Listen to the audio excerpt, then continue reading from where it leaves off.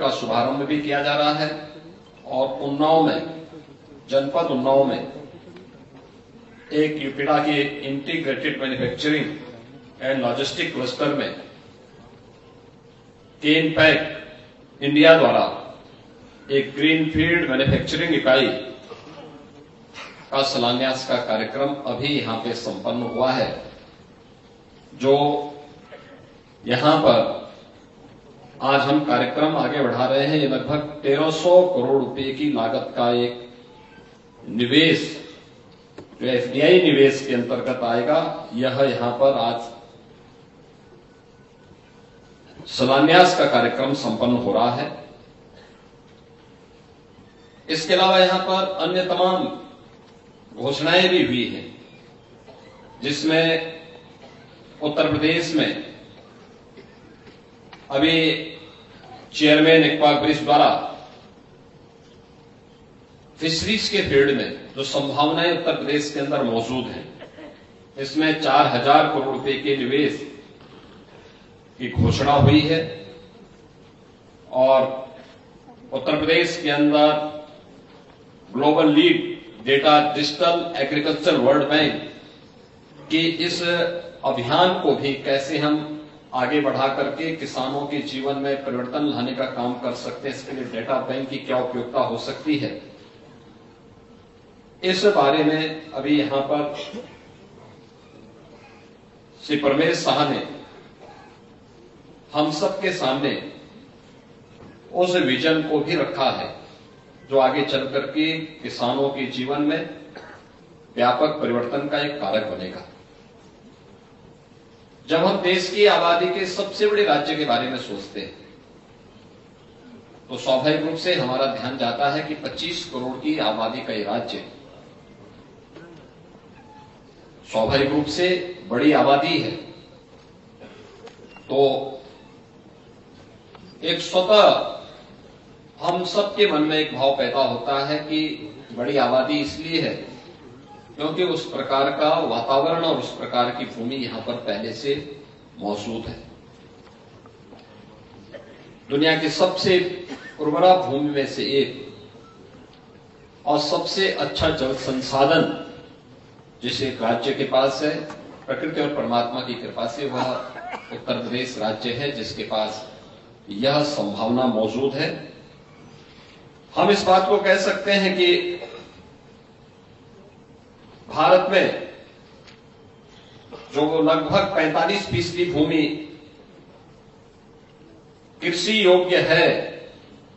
अगर उत्तर प्रदेश में हम इस बात को देखते हैं तो कृषि योग्य भूमि में से 75% भूमि वह उत्तर प्रदेश के अंदर मौजूद है, जो सबसे उपयोगी और उर्वरा भूमि में से एक मानी जाती है। और इसी का परिणाम है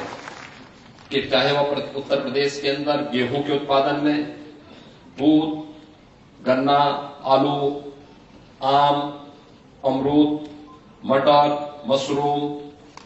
तरबूज और शहद के उत्पादन में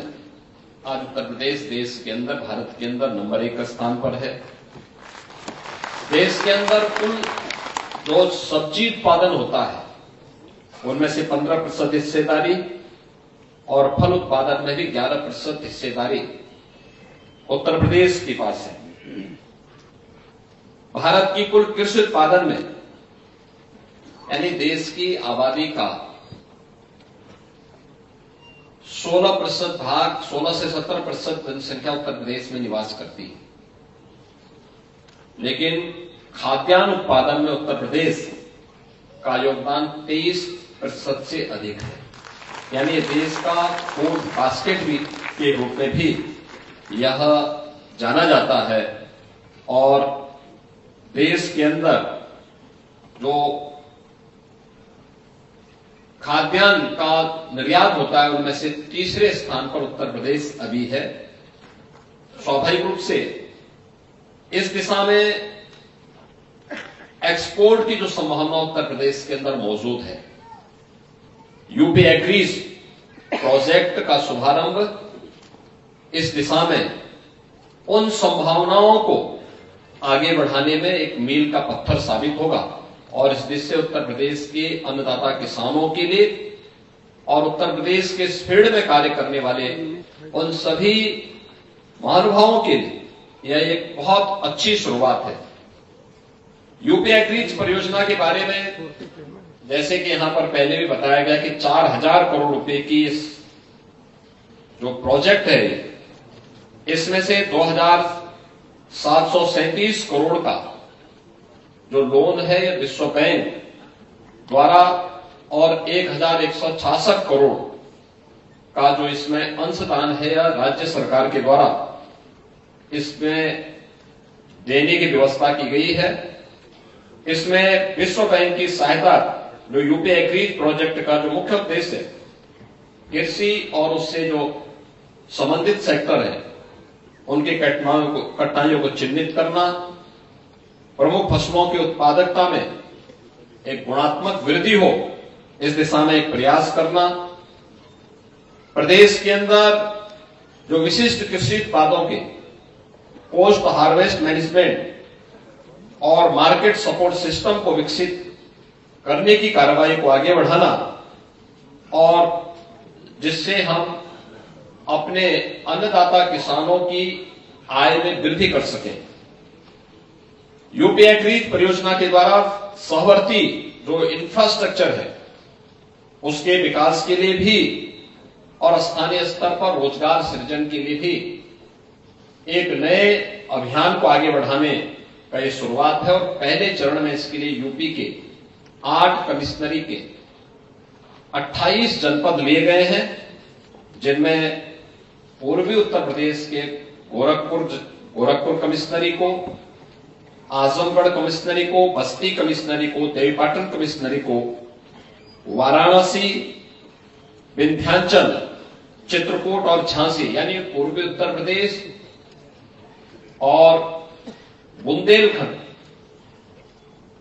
जिसमें पूर्वी उत्तर प्रदेश के 21 जनपद और बुंदेलखंड के कुल मिलाकर के 7 जनपद इसके अधीन आएंगे। इन सभी जनपदों में इस योजना को हम लागू करने जा रहे हैं और 6 वर्ष का यह पूरा प्रोजेक्ट होगा, जिसकी शुरुआत 2024-25 से प्रारंभ होकर के 2029-30 तक ये पूरा प्रोजेक्ट यूपी के अंदर लागू होगा। और इससे आप अनुमान करेंगे कि हम लोग इसके माध्यम से जो टारगेट फिक्स किए हैं, जो एग्रीकल्चर की अभी तक की प्रोडक्टिविटी है, इसमें 30 से 35% की अतिरिक्त वृद्धि करना है। अनुमान करिए कि अगर कोई किसान अभी तक 1 एकड़ में वह अगर 10 क्विंटल पैदा करता है, तो हम इस स्कीम के बाद उसको टेक्नोलॉजी के माध्यम से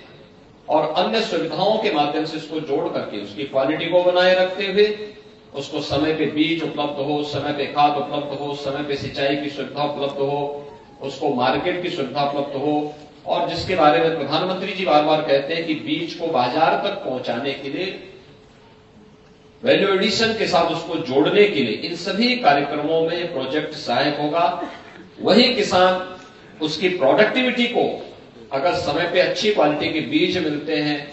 समय पे वेदर अलर्ट के बारे में उसको जानकारी मिल जाती है, समय में उसको तकनीक की जानकारी हो जाती है, सभी प्रकार की सुविधाएं उसको मिलती हैं, तो प्रोडक्टिविटी में वृद्धि होगी। वह उसके किसान की उत्पादकता को हम बढ़ाने में सफल होंगे। वही किसान जो अब तक 1 एकड़ में 10 क्विंटल तक पैदा कर रहा है, स्कीम के लागू होने और किसान का उसके साथ जुड़ने के बाद वही किसान 14 से 15 क्विंटल तक उसी खेत में उत्पादन करने की सामर्थ्य रखेगा। तो यह किसान की स्वाभाविक रूप से खर्चा कम लेकिन उत्पादकता को ज्यादा बढ़ाना, उसकी इनकम स्वाभाविक रूप से इससे बढ़ने वाली है। और उस डिजिटल एग्रीकल्चर इकोसिस्टम के प्लेटफॉर्म के माध्यम से ही इस पूरे कार्यक्रम को हम संपूर्ण राज्य में फिर उसके बाद आगे बढ़ाएंगे। यद्यपि पश्चिमी उत्तर प्रदेश इस दिशा में अच्छा प्रयास कर रहा है, लेकिन पूर्वी उत्तर प्रदेश, विंध्य क्षेत्र और बुंदेलखंड में खासतौर पर इसमें प्रयास किए जाने की आवश्यकता थी। और आज यूपी एग्रीज परियोजना इस दिशा से आगे बढ़ाएगी और इसके लिए जो एग्रीकल्चर का एक एक्सपोर्ट हब बनाने की कार्रवाई जो उत्तर प्रदेश सरकार अपना एक नया इंटरनेशनल एयरपोर्ट जेवर में तैयार कर रही है। अभी अप्रैल माह में उसका शुभारंभ होगा। जेवर एयरपोर्ट के माध्यम से उसके एक्सपोर्ट हब के रूप में उसे विकसित करने की कार्रवाई को भी हम लोग आगे बढ़ाएंगे। और आप अनुमान कर सकते हैं कि एक्सपोर्ट होने से हमारे अन्नदाता किसानों की आमदनी को वृद्धि और कैसे उनकी आमदनी को और आगे बढ़ाया जा सकता है, इसकी कल्पना अभी गत सीजन में आम प्रोडक्शन करने वाले किसानों के बारे में आपने देखा होगा कि औद्यानिक फसलों में अगर यहां के मार्केट में उसका दाम 40 से 50 किलो था, तो वही अगर यूरोप के बाजार में या अमेरिका के बाजार में वही आम पहुंचा तो उसका दाम उन्हें 800 से 1000 रुपया पर किलो के हिसाब से उसको इसका दाम मिला। यानी 1 किलो में ही उसको 500 से 600 रुपये की अतिरिक्त आमदनी होती हुई दिखाई दी। लेकिन उसकी क्वालिटी को बनाए रखना, इसके लिए सरकार के स्तर पर जो प्रयास प्रारंभ हुए हैं, डबल इंजन सरकार के स्तर पर जो प्रयास हुए हैं, उसको आगे बढ़ाने की प्रक्रिया है। उत्तर प्रदेश लैंडलॉक्ड स्टेट में बहुत सारे राज्यों में उसने मत्स्य उत्पादन में एक अच्छा कार्य किया है, लेकिन इसकी उन संभावनाओं को आगे बढ़ाने के लिए कि मत्स्य पालन की यहां पे उत्पादन में, उसके प्रसंस्करण में हम वृद्धि कर सकें, टैंक और बायोप्लांट में मत्स्य पालन के कार्यक्रम को आगे बढ़ाया जा सके, इसके लिए भी यूपी एग्रीज परियोजना में 500 किसानों को उन्नत तकनीक देने और विदेश भ्रमण की कार्रवाई के साथ उसको जोड़ने की, अन्य जहां पे सक्सेस स्टोरी है उसको यहां का किसान देख सके। खासतौर पर वह किसान जो इस फील्ड में काम कर रहा है, किसान की आमदनी को अधिक से अधिक बढ़ाने की दिशा में एक नया प्रयास प्रारंभ हुआ है और उस दिशा में यह एक अभियान है। यूपी एग्रीज परियोजना के क्रियान्वयन से हम प्रत्यक्ष रूप से 10 लाख किसानों की इसके माध्यम से सहायता देंगे और इसमें हमारा प्रयास होगा कि कम से कम 30 से लेकर 50% तक किसान महिला किसान हो, उन किसानों को इसके साथ जोड़ने की कार्रवाई भी इसके साथ रहेगी। 1 लाख से अधिक मछुआरा परिवारों को इसके माध्यम से सहायता भी मिलेगी और इसके लिए कुछ अच्छे सेंटर ऑफ एक्सीलेंस को विकसित करने की कार्रवाई भी इसके माध्यम से होगी। इसके साथ ही हमारा जो कहना है पहले ही कि इससे किसान की उत्पादकता को भी 30 से 50% तक बढ़ाने और उनकी इनकम को भी 25 से 30% तक बढ़ाने की कार्रवाई इन सभी योजनाओं के माध्यम से होगी। इसी प्रकार से उत्तर प्रदेश के अंदर ये दुनिया की जो कैंपेक इंडिया प्राइवेट लिमिटेड के द्वारा एक बड़े मैन्युफैक्चरिंग एंड लॉजिस्टिक क्लस्टर में जो हमारा उन्नाव में स्थित है यूपीडे का, इसमें 1300 करोड़ रुपए की लागत से एक ग्रीनफील्ड परियोजना स्थापित करने की कार्रवाई को आज यहां वर्चुअली हम लोगों ने इसका शिलान्यास का कार्यक्रम संपन्न किया है। इस परियोजना में जो 100 करोड़ का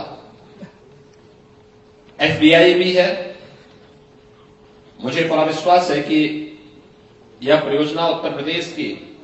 जो एफडीआई पॉलिसी है 2023 उसके अंतर्गत आच्छादित है। मुझे पूरा विश्वास है कि समय से यह परियोजना पूरी होगी और न केवल यहां पे रोजगार सृजन के लिए बल्कि उत्तर प्रदेश के अंदर कैंपेक की जो डिमांड है, देश के अंदर जो डिमांड है, उसकी आपूर्ति करने में भी ये सफल होगा। इसके साथ यहां पर जो अन्य घोषणाएं हुई हैं, खासतौर पर यहां पर भी जो एक्वा ब्रिज के द्वारा 4000 करोड़ रुपए के निवेश की घोषणा हुई है और इसी के साथ ही global lead data digital agriculture World Bank के द्वारा भी जो इस कार्यक्रम को आगे बढ़ाने के कार्यक्रम को यहां पर घोषणा की गई है। मुझे पूरा विश्वास है कि सभी कार्यक्रम समयबद्ध तरीके से आगे बढ़ेंगे। एक बार यूपी एग्रीज के शुभारंभ के अवसर पर देश के सबसे बड़े कैंपेक यूनिट के वर्चुअल शिलान्यास के अवसर पर मैं आप सभी को, उत्तर प्रदेश के सभी अन्नदाता किसानों को और उत्तर प्रदेश के नागरिकों को हृदय से बधाई देता हूं और मुझे बड़ा विश्वास है कि समयबद्ध तरीके से उत्तर प्रदेश के पोटेंशियल का लाभ लेते हुए हम लोग न केवल उत्तर प्रदेश के नागरिकों के जीवन में बल्कि उत्तर प्रदेश के युवाओं के अधिक से अधिक रोजगार उपलब्ध कराने की दिशा में आगे बढ़ेंगे।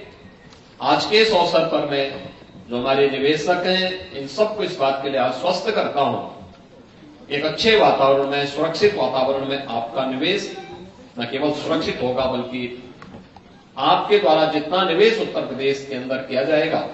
यह उससे कई गुना आपके लिए लाभदायी भी होगा। इस विश्वास के साथ मैं आप सबकी प्रति अपनी शुभकामनाएं देता हूं। धन्यवाद। जय हिंद।